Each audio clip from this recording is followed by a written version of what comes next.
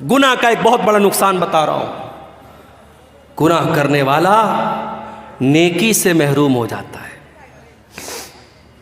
آج کے دور میں کوئی کہتا ہے صاحب فجر میں نیند نہیں کھلتی، کیوں نہیں کھلتی بھائی؟ تم کو 3 بجے کٹیہار سے ٹرین پکڑنی ہے، گوہاٹی جانا ہے، بنارس جانا ہے، دلی جانا ہے، تو 2 بجے اڑ جاتا ہے اور اپنے گھر سے نکلتا ہے کہ مجھے کٹیہار 1 گھنٹہ پہلے نکلنا ہے، ٹرین مجھے پکڑنی۔ کیسے اڑ جاتا ہے؟ فجر میں نہیں اٹھتا ہے۔ کیوں نہیں اٹھتا ہے؟ گناہ کی وجہ سے اللہ تجھے فجر کی نماز سے محروم کر رہا ہے۔ یاد رکھو میرے بھائی، جب انسان گناہ کرتا ہے اللہ تعالیٰ اس سے اچھے کام کی توفیق چھین لیتا ہے۔ اور بڑے پوائنٹ کی بات بتا رہا ہوں، اگر اللہ تعالیٰ آپ سے اچھا کام لے رہا ہے، مسجدوں میں آپ پیسہ دے رہے ہیں، مدرسوں میں آپ چندہ دے رہے ہیں، علماء کے اوپر آپ خرچ کر رہے ہیں، دین کے اوپر آپ خرچ کر رہے ہیں، کتابیں چھپوا کے بانٹ رہے ہیں، غریبوں کی مدد کر رہے ہیں، تو اللہ کا شکر ادا کیجئے۔ اللہ آپ سے کام لے رہا ہے، یہ سب کے بس کی بات نہیں ہے، اللہ آپ سے اپنے دین کا کام لے رہا ہے۔ انسان جب گناہ کرتا ہے اللہ تبارک و تعالیٰ اسے نیکی سے محروم کر دیتا ہے۔ جنگ تبوک کا موقع یاد کرو، اسلام کے اندر ایک ایسی جنگ بھی لڑی گئی، دشمن سے کوئی لڑائی نہیں ہوئی، کوئی جنگ نہیں ہوئی، مگر اللہ کے نبی کے دور میں جو لڑائیاں اور جو جنگیں ہوئیں اس میں غزوہ تبوک کا نام آپ کو بہت آگے نظر آئے گا۔ یہ وہ جنگ تھی جس میں اللہ کے نبی نے صحابہ کرام کو، اللہ تعالیٰ نے ایمان والوں کے ایمان کو پرکھ لیا تھا۔ 700 کلومیٹر کا سفر کرنا تھا، مدینہ سے 700 کلومیٹر دور جانا تھا، اور اس دور کی سپر پاور سے مقابلہ کرنا تھا، رومن امپائر سے مقابلہ کرنا تھا۔ اللہ کے نبی کی عادت تھی جب لڑائی کے لیے گھر سے نکلتے تھے تو صحابہ کو صحیح ڈائریکشن نہیں بتاتے تھے۔ پورب جانا ہوتا تھا کہتے تھے پچھم جانا ہے، اتر جانا ہوتا تھا کہتے تھے دکھن جانا ہے۔ اللہ کے پیارے نبی صحیح ڈائریکشن نہیں بتاتے تھے، مگر جنگ تبوک ایک ایسی جنگ ہے اللہ کے نبی نے بالکل صحیح ڈائریکشن بتایا تھا اور کہا تھا اے میرے صحابہ ہمیں تبوک جانا ہے، ہمیں مدینہ سے 700 کلومیٹر دور جانا ہے، ہمیں اس راستے پر جانا ہے۔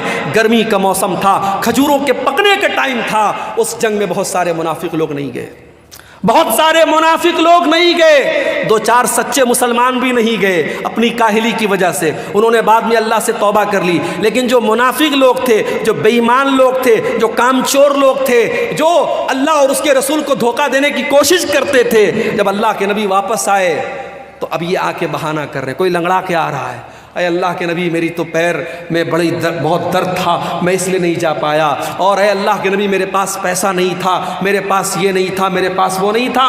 اللہ کے نبی کہتے تھے اچھا بھائی چلو ٹھیک ہے جاؤ تم کو معاف کیا، تم کو معاف کیا۔ اللہ کے نبی کہہ کے نظر انداز کر دیتے تھے۔ نبی نے تو معاف کر دیا، نبی نے نظر انداز کر دیا، مگر قرآن میں اللہ نے ان منافقوں کی پول کھول دی۔ اللہ نے فرمایا وَلَوْ أَنَّهُمْ أَرَادُوا الْخُرُوجَ لَأَعَدُّوا لَهُ عُدَّةً، اے میرے نبی اگر یہ منافق لوگ آپ کے ساتھ جانا چاہتے تو تیاری کرتے، انہوں نے کوئی تیاری نہیں کی، یہ کوئی تیاری انہوں نے نہیں کی، اس کا مطلب کہ یہ جھوٹ بول رہے ہیں، یہ کام چور لوگ ہیں، یہ اللہ کی عبادت سے بھاگنے والے لوگ ہیں۔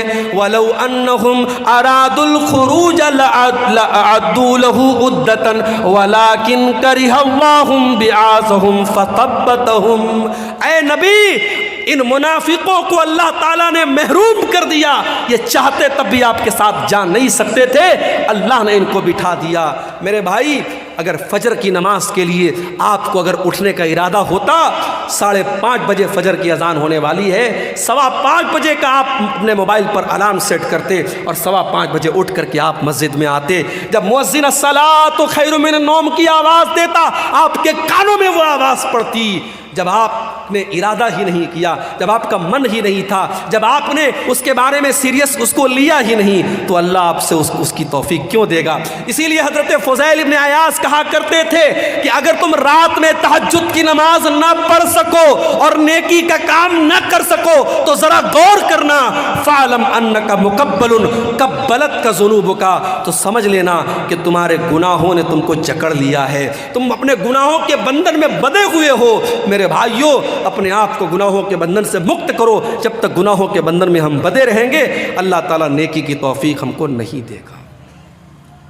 اب 2-3 چیزیں اور بیان کر کے بات ختم کر رہا ہوں۔ گناہ کرنے والا جب گناہ کرتا ہے، نوٹ کر لو میری بات، گناہ کرنے سے دشمنی بڑھتی ہے، نفرت بڑھتی ہے۔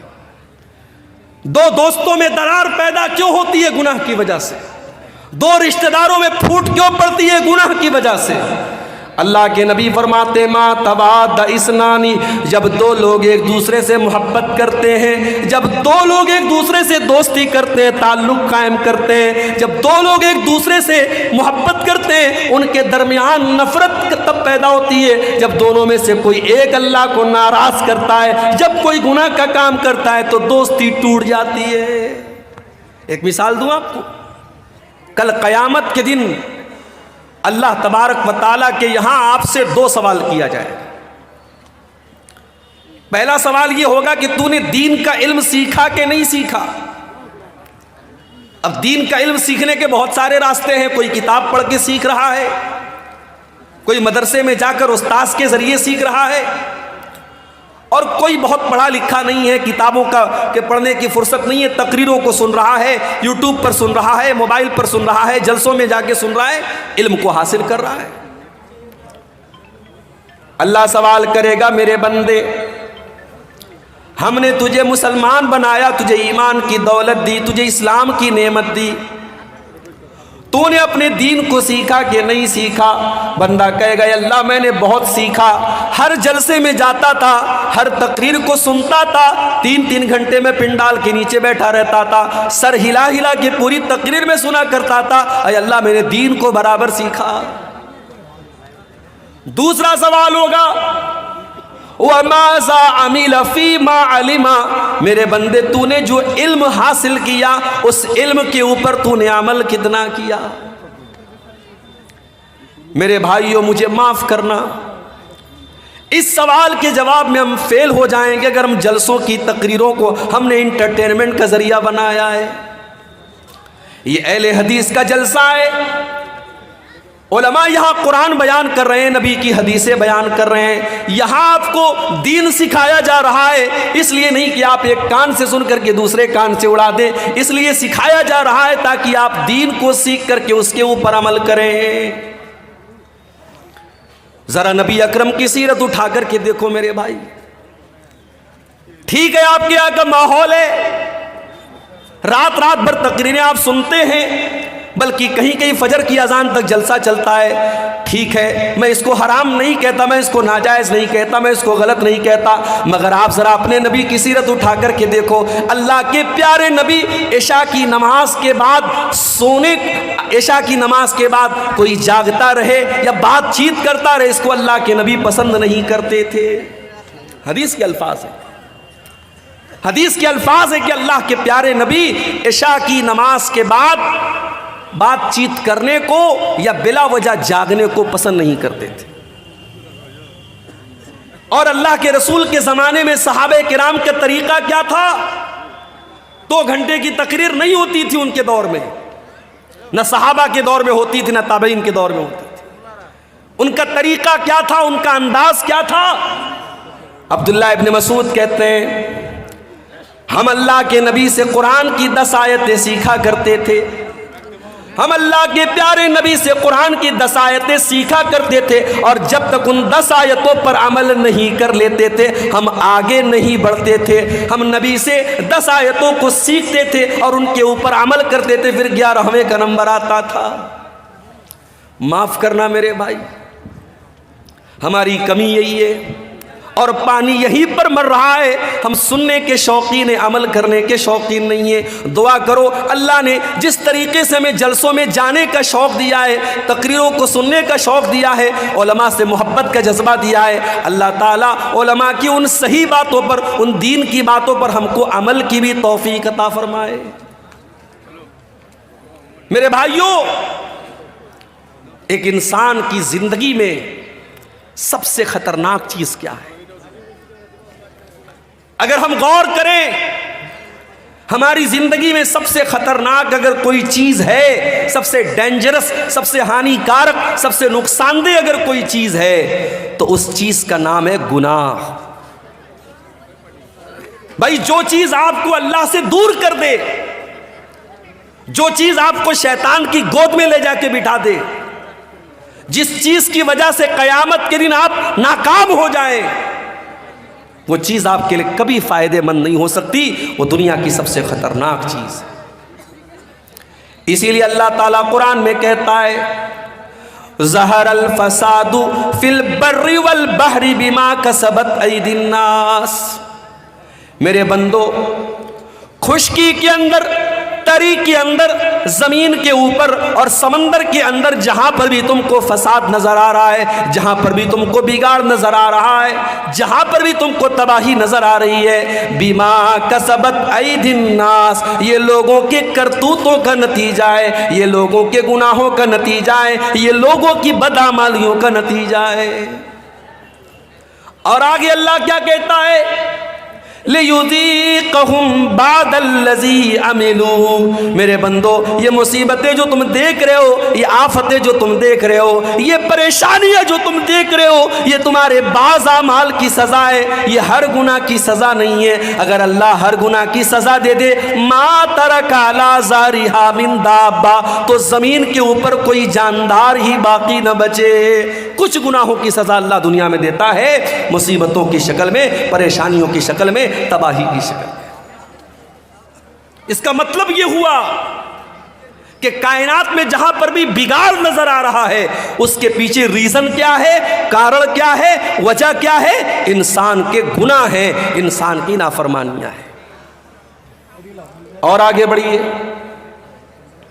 قرآن کا پہلا پارہ اٹھائیے، وَقُلْنَا يَا آدَمُ اسْكُنْ أَنْتَ وَزَوْجُكَ الْجَنَّةَ فَكُلَا رَغَدًا مِنْ حَيْثُ شِئْتُمَا وَلَا تَقْرَبَا هَٰذِهِ الشَّجَرَةَ، اے آدم جنت میں آرام سے اپنی بیوی کے ساتھ، حوا کے ساتھ تم رہو، جو چاہے کھا لو، جو چاہے پی لو، جہاں چاہے موج مستی کرو، لیکن اے آدم ہے ہوا اس پیڑ کے قریب نہ جانا، اس درخت کے قریب نہ جانا۔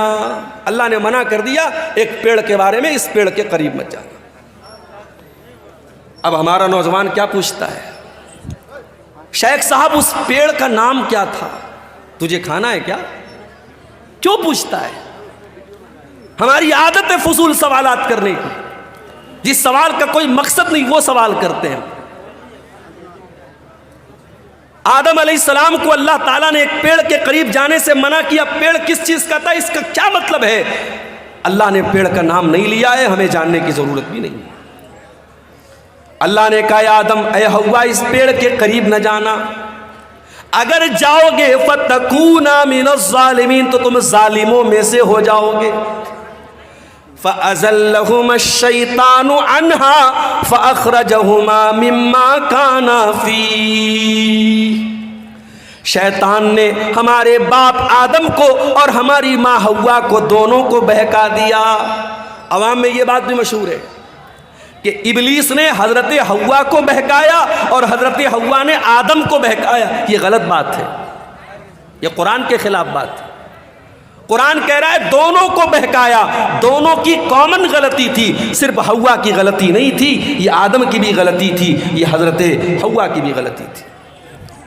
اچھا شیطان نے ایسے ہی ڈائریکٹ جا کر نہیں بہکا دیا، شیطان دوست بن کے آیا، شیطان ہمدرد بن کے آیا اور کہا اے آدم اے حوا میں تم کو ایک پیڑ کے بارے میں بتاتا ہوں، اس پیڑ کے پھل کو اگر تم کھا لو گے اے آدم اے حوا تم ہمیشہ ہمیش کے لیے جنت میں رہو گے، ہمیشہ ہمیش کے لیے تم جنت میں رہو گے یا فرشتے بن جاؤ گے۔ غور کرو، شیطان ہمارے باپ آدم کو بہکا بھی رہا ہے تو کیا کہہ کے بہکا رہا ہے؟ ان تکونا ملکین، اے آدم اے حوا اس پیڑ کو کھا لو تم فرشتے بن جاؤ گے۔ آدم علیہ السلام کو یہ نہ سمجھ میں آیا کہ اللہ تعالیٰ نے میرا مقام تو یہ بنایا کہ جب مجھے پیدا کیا تو فرشتوں کو حکم دیا کہ آدم کے آگے سجدہ کرو، اور شیطان مجھ سے کہہ رہا ہے اے آدم تو اس پیڑ کو کھا جاؤ تو تم فرشتے بن جاؤ گے اور ہمیشہ ہمیش جنت میں رہو گے۔ اللہ نے اس سے بڑا مقام دیا تھا، لیکن شیطان نے ایسی پٹی پڑھائی کہ ہمارے باپ آدم کو سمجھ میں نہیں آیا۔ پتہ یہ چلا میرے بھائی ہم اسی آدم کی اولاد ہیں، اور ہم بھی شیطان کے آگے بے بس ہو جاتے ہیں اور کمزور پڑ جاتے ہیں اور اکثر شیطان کی چالوں میں آ جاتے ہیں. اور یہ بھی پتہ چلا شیطان دشمن بن کر کے نہیں آتا, شیطان دوست بن کر کے آتا ہے. وَقَاسَمَهُمَا إِنِّي لَكُمَا لَمِنَ النَّاصِحِينَ. شیطان نے قسم کھائی, کہا اے آدم میں قسم کھاتا ہوں اللہ کی, میں تمہارا بھلا چاہتا ہوں, میں تمہارا برا نہیں چاہتا. ہمارے سامنے کوئی اللہ کی قسم کھا لے. میں مارکیٹ میں جاتا ہوں, سامان خرید لیا, سامان کا ریٹ پوچھا دکاندار سے, اس نے کہا 100 روپے کا ہے. مجھے لگا یار کچھ مہنگا مل رہا ہے, میں نے کہا یار 90 کا دے دو. کہتا ہے مولوی صاحب اللہ کی قسم میں نے 80 کا خریدا ہے. اب مولوی صاحب دکان پر گئے, دکاندار نے اللہ کی قسم کھا لی, تو مولوی صاحب تو بیچارے مولوی صاحب ہوتے ہیں, اللہ کا نام سن کے پگھل جاتے کہ بیچارہ قسم کھا رہا ہے تو جھوٹ تو نہیں بول رہا ہوگا. اللہ والے اللہ کے نام پر بڑی آسانی سے بیوقوف بن جاتے ہیں. یہ جملہ نوٹ کر لو, اللہ والے اللہ کے نام پر بہت آسانی سے بیوقوف بن جاتے ہیں. حیدرآباد جیسی سرزمین پر میں گیا, وہاں لوگوں نے بتایا مولوی صاحب بڑی بڑی داڑھی والے اور ماتھے پر سجدے کا نشان رکھنے والے آج بزنس میں حالت یہ ہے, لاکھوں اور کروڑوں کا لوگوں کا مال لے کر کے بیٹھے ہوئے ہیں, دکان بند کر کے غائب ہے اور لوگ پریشان ہیں. کتنے لوگوں نے مال بیچا ہے, پیسہ لینے کے لیے جا رہے تو دکان بند ہے, داڑھی اتنی بڑی ہے اور سجدے کا نشان اتنا بڑا ہے. آدمی دھوکہ کھا گیا کہ اتنا نیک انسان ہے, یہ تو فراڈ نہیں کرے گا, یہ تو دھوکہ نہیں کرے گا. میرے بھائیوں اللہ والے اللہ کے نام پر بڑی آسانی سے بیوقوف بن جاتے ہیں. ابلیس نے قسم کھائی, کہا میں تمہاری بھلائی چاہتا ہوں. آدم علیہ السلام نے اس کی بات مان لی اور اس پیڑ کو کھا لیا جس پیڑ کے قریب بھی جانے سے اللہ نے منع کیا تھا. اچھا اللہ نے یہ نہیں کہا تھا مت کھاؤ, اللہ نے یہ بھی نہیں کہا اے آدم پھل مت توڑو, اللہ نے کہا پھل کے قریب بھی مت جاؤ. آپ کہیں دیکھتے ہوں گے جہاں الیکٹرک پول ہوتا ہے اور وہاں پہ کرنٹ اور پاور ہوتا ہے تو اس پہ لکھا رہتا ہے خطرہ, بڑے بڑے دو اس میں کھوپڑی بنی رہتی ہے اور 2 ہڈیاں بنی رہتی ہیں اور بیچ میں لکھا رہتا ہے خطرہ, تاکہ آدمی دور سے الرٹ ہو جائے کہ اس میں خطرہ ہے. جس گناہ کے بارے میں اللہ کہہ دے قریب مت جاؤ, اس کے قریب بھی نہیں جانا چاہیے. میرے نوجوان ساتھیوں, آج سماج میں زناکاری اور بدکاری عام ہوتی چلی جا رہی ہے اور آج موبائل کا استعمال زناکاری کے ایک آلے کے طور پر ہو رہا ہے. آج موبائل پر ہونے والی ایک چیٹنگ کہاں پر جا کے ختم ہوتی ہے کوئی نہیں جانتا. آج کتنے زنا کے واقعات ہوئے جس کی شروعات ایک مس کال سے ہوتی ہے, ایک رانگ نمبر سے آئی ہوئی کال سے ہوتی ہے, ایک غلط نمبر سے آئے ہوئے میسج سے ہوتی ہے. میرے پیارے بھائیوں, اسی لیے اللہ قرآن میں جب زنا کا نام لیتا ہے تو یہ نہیں کہتا ہے کہ زنا مت کرو, اللہ فرماتا ہے وَلَا تَقْرَبُوا الزِّنَا إِنَّهُ كَانَ فَاحِشَةً وَسَاءَ سَبِيلًا. میرے بندو تم زنا کے قریب بھی نہ جانا, یہ بڑا گندا کام ہے. اللہ نے قریب بھی جانے سے منع کیا. اور اسی لیے مردوں سے کہا گیا جب چلو راستے میں تو اپنی نگاہوں کو جھکا کر چلو. عورتوں سے کہا گیا جب گھر سے نکلو تو پردے میں نکلو. اپنے گھر میں اپنے بھائی کے سامنے, اپنے باپ کے سامنے, اپنے محرم رشتہ دار کے سامنے بھی عورت سے کہا گیا وَلْيَضْرِبْنَ بِخُمُرِهِنَّ عَلَى جُيُوبِهِنَّ, اپنے دوپٹے کو اپنے سینے پر رکھو, اپنے سینے کو کھلا مت رکھو. کیوں میرے بھائی؟ اس لیے کہ قرآن ہمیں زنا کے قریب بھی جانے سے منع کرتا ہے. انڈیا کی حکومت نے اجازت دے دی, انڈیا سے کوئی عورت اگر حج کرنے جانا چاہتی ہے, عمرہ کرنے جانا چاہتی ہے, اسے کسی مرد کی ضرورت نہیں ہے, وہ اکیلی جا سکتی ہے, اسے کسی محرم کی ضرورت نہیں ہے. مگر آپ کسی عالم سے فتویٰ جا کے پوچھو, کٹیہار کا علاقہ ہے, مولانا رحمت اللہ صاحب بڑے عالم ہیں, شیخ انعام الحق مدنی صاحب بڑے عالم ہیں, اب جا کے پوچھو کہ شیخ صاحب عورت عمرہ کرنے جانا چاہتی ہے, اس کا کوئی محرم رشتہ دار نہیں ہے, کیا کر سکتی ہے؟ علماء جواب دیں گے نہیں کر سکتی ہے. کیوں؟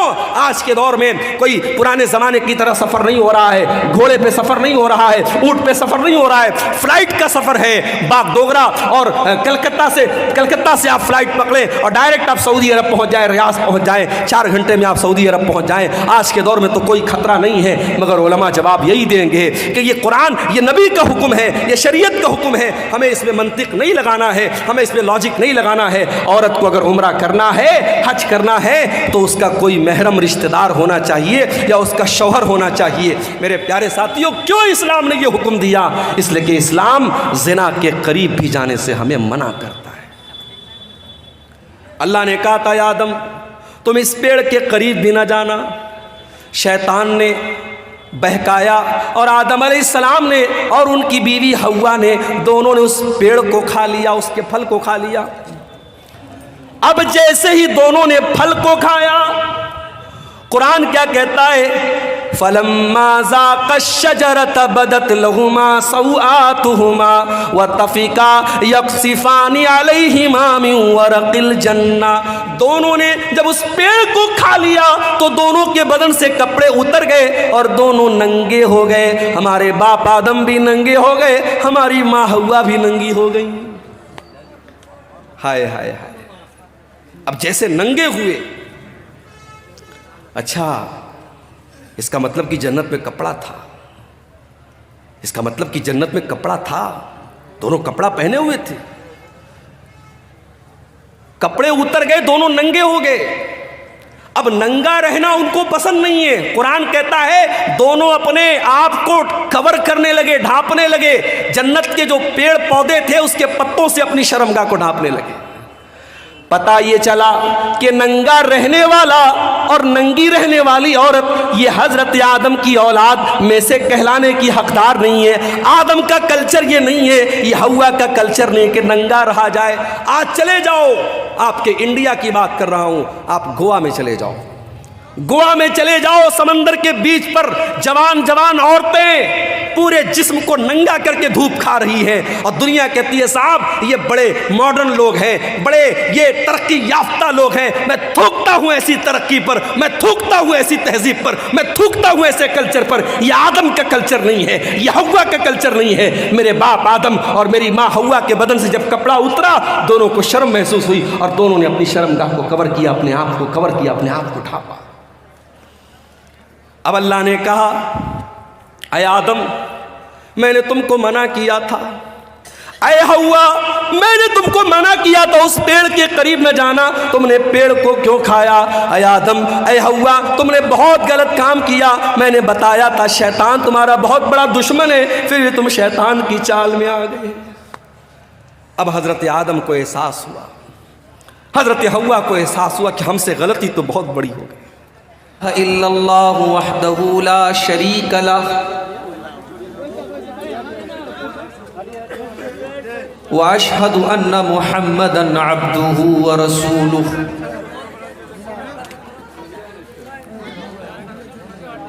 یا ایہا الذین آمنوا اتقوا اللہ حق تقاتہ ولا تموتن الا وانتم مسلمون. یا ایہا الناس اتقوا ربکم الذی خلقکم من نفس واحدہ وخلق منها زوجها وبث منهما رجالا كثيرا ونساء واتقوا الله الذي تساءلون به والأرحام إن الله كان عليكم رقيبا. یا ایہا الذین آمنوا اتقوا اللہ وقولوا قولا سدیدا یصلح لکم اعمالکم ویغفر لکم ذنوبکم ومن یطع اللہ ورسولہ فقد فاز فوزا عظیما. اما بعد فإن خیر الحدیث کتاب اللہ وخير الهدي هدي محمد صلى الله عليه وسلم وشر الأمور محدثاتها وكل محدثة بدعة وكل بدعة ضلالة وكل ضلالة في النار.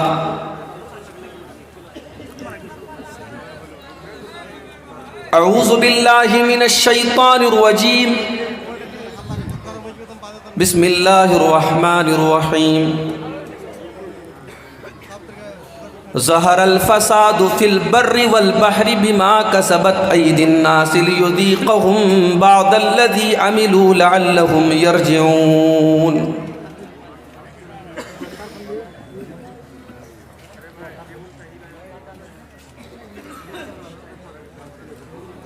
گناہوں کی عادت چھڑا میرے مولا،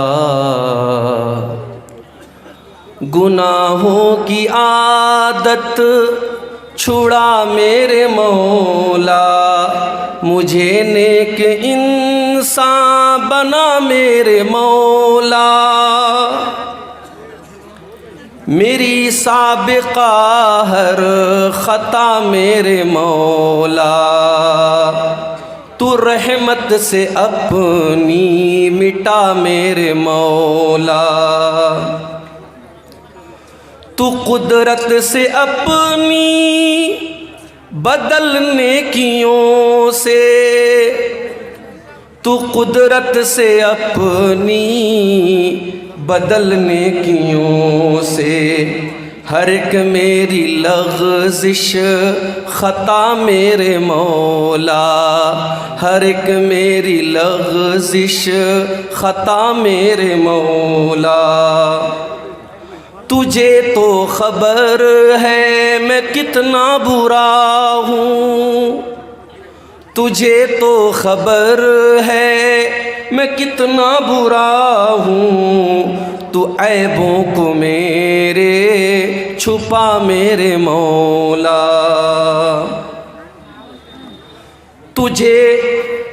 تجھے واسطہ اپنی رحمت کا یا رب، تجھے واسطہ اپنی رحمت کا یا رب، جہنم سے مجھ کو بچا میرے مولا، جہنم سے مجھ کو بچا میرے مولا.